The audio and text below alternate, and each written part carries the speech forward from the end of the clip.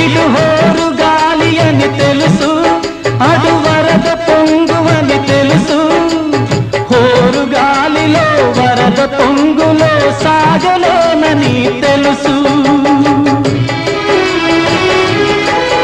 అది జోరు వాన అని తెలుసు, ఇది నీటి సుడులని తెలుసు.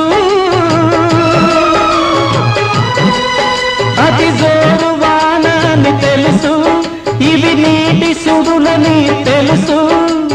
జోరు వానలో నీటి సుడులలో మునగ తప్పదని తెలుసు.